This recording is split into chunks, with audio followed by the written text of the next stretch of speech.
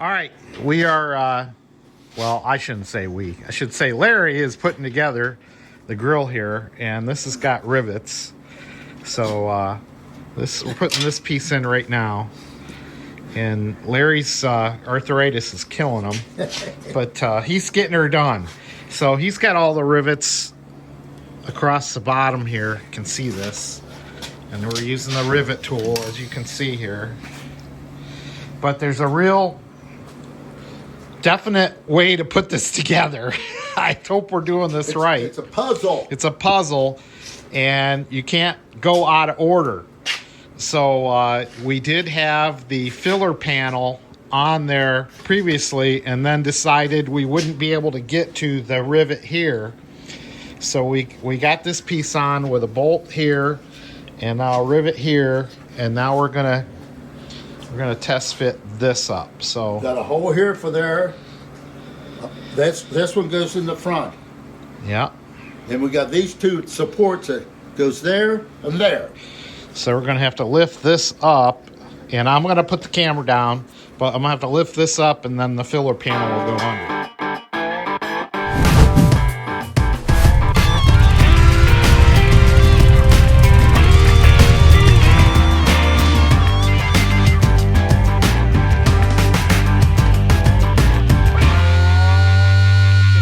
To the other garage to show you the El Camino that we have. This is 66 El Camino.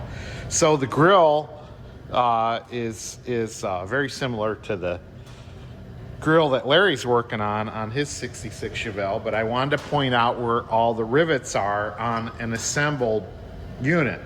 So going across, I hope I don't get in your way too much. Can't really see the camera, but you've got out here on the top, you've got 1, 2, 3, 4, 5, 6, 7, 8. So 8 rivets across the top to hold this grill on. And then going down below here, there's 1 out here on the corner, 1, and then there's a support here, 2, and then in the middle, I found this very curious. There's a screw here. There's a screw right here going to one of the supports. I'm not sure if that should be a rivet or a screw, but it's just interesting because I don't think this grill has ever been taken apart. So you got, like I say, 1, 2, you got the middle, and then same thing on this side. There's 1 here, and then there's 1 out on the end here. Okay, so four rivets here, 1 screw in the middle, and then looking up a little more on top here, this is painted so it's a little harder to see. There's 1, 2 right here holding a support to the structure behind here, and then 1, 2 over here holding there. So that's interesting. And then I believe there's a centerpiece here. Let me see, there's a centerpiece here. So that's the screw, and then if you go down below, that's interesting. There's a missing bolt down there. Yeah, I think that's about it. This might be a hidden rivet somewhere that we can't see. Hang on, let me look around for the hidden rivet. I think we saw it on Larry's, so we're good. All right, anyway, so that's all the rivets on the original grill. Let me take the camera off the mount and I'll get a close up. We're doing this by the assembly manual. We can go to section 11-13 down here. I'm looking at A2. Some of the assembly manuals are page numbers. This is 165. But here's a whole step-by-step on how you want to install everything on that front end. And then over here, we've got a complete diagram of all the parts we were talking about. So when I was pointing to those structures behind the grill, you know, we're pointing to this one and this one and this one. All right. And then if we go a couple more pages here, you know, Got some bolts in here. And flip ahead here. Okay, here's a more detailed section of what we're doing here. The number 2 is the rivets, and I tried to dot them on here, but they were, doesn't come out. I wish I had a highlighter out here in the garage, but you can see the rivets going across the top here, and then the bottom ones I was talking about. And then of course you got bright work on here too, which brings me to, you know, did this filler piece right here, did it get painted argent silver, or did it get painted body color, or did it get painted both? Well, here's a chart I put together for painting the filler panel. So, you know, on the SS396 and the Malibus, they were probably argent silver on the top, and then the body color towards the bottom to match up with the grill face nicely. And how others got painted might have depended on the factory and what they were doing that day. It might have been the body color, it might have been all argent silver, it might have been any way you can think of. But hey, I'm just an idiot trying to help you out, and hopefully this chart will help you a little bit. It kind of depended on what you had. Did you have an El Camino, an El Camino Deluxe? Did you have a 300, a 300 Deluxe? Did you have this bright work across here? Did you have a 300? Did you have a Malibu? Did you have an SS? Kind of all depends on what you have for your car as to what color they're going to paint this filler panel. Could be body color. It could be all argent silver. It could be a mix of body color and argent silver. So, hey, no matter what you do, you're probably going to get it right or get it wrong. Got a 50-50 chance, right? Maybe not. Maybe even less of it. Anyway, I'm rambling here. So once again, get 1, 2, 3, 4, 5, 6, 7, 8 rivets on the top there, and then going down below here, there's a support structure behind here, and you got 1 rivet right there, and then coming across to the middle, you got 1 rivet right here. You can see that support structure. All right, there's my finger, okay, and then coming across in the middle, you got another support structure. I know it's hard to see, but you can see my finger down there on it. And this is where the screw was. Interesting.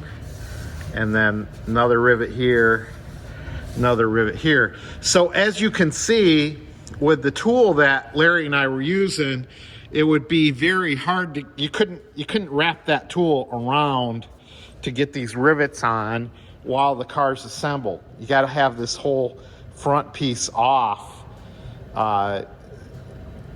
with the, you know, the whole radiator support off the car to be able to work that around in these tight places. Might be tricky if you try it. I don't know if you'd be able to do it with it off the car. All right, there you go. Let's go over and look at this 66 convertible. As you can see, everything's different over here now. Got the frame for the 66 convertible Malibu we're working on. You got Mike's 66 SS convertible over here. And here, when they did this grill, lighting's not as good over here, but look at what they used here. I mean, talk about hokey. Look at that. Big old rivets. Now, these are easy to put it, these are pop rivets. So they're easy to put in, but it can quickly distinguish that these are not original style rivets with the smaller head. And and if you look at this filler panel here, which is interesting, it's painted silver here and then the body color here. All right, now we got it supporting itself by putting a bolt here and here. And what do we call these? J-nuts, because they wrap around. No, that's a U-nut. A U-nut? It goes all the way. Okay, it goes all the way around. Yeah. All right, so now we can get to riveting here, here, and here. Yeah. So we will get our rivet tool Yonder. set.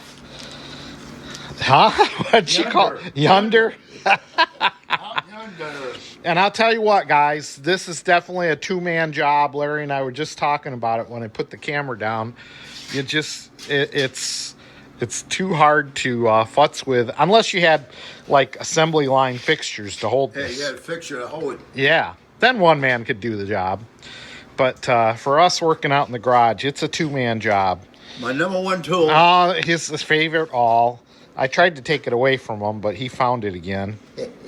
But that can help you center it back up, center the hole back up. And Larry will put a rivet in place. So we're going to take the tool, and we got the rivet in place here. All right. Hopefully you can see that. And he's setting his tool back up. And I'll show you the tool in a second.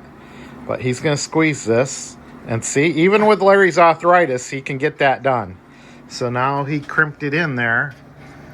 And it's okay. All right, so we got a good one here.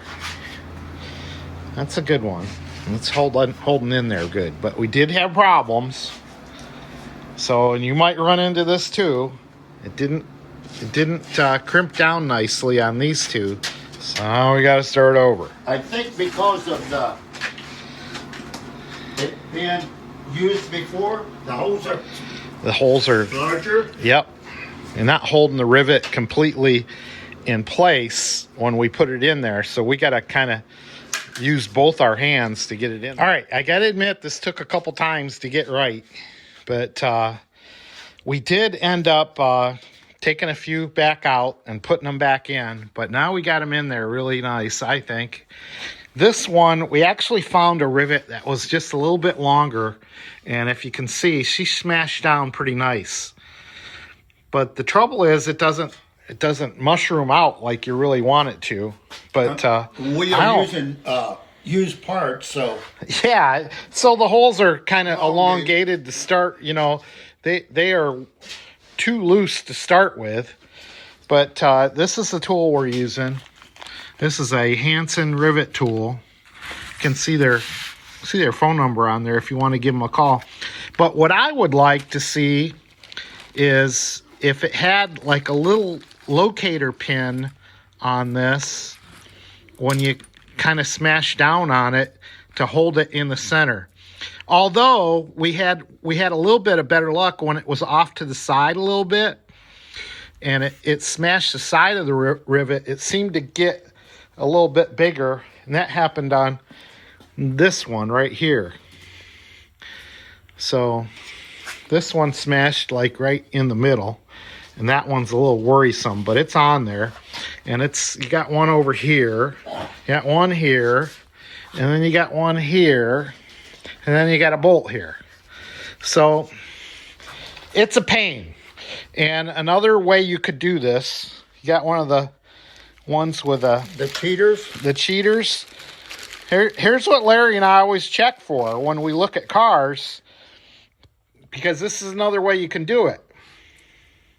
You can put a rivet on that looks like a rivet, okay, but it's actually got a nut on it and it's threaded.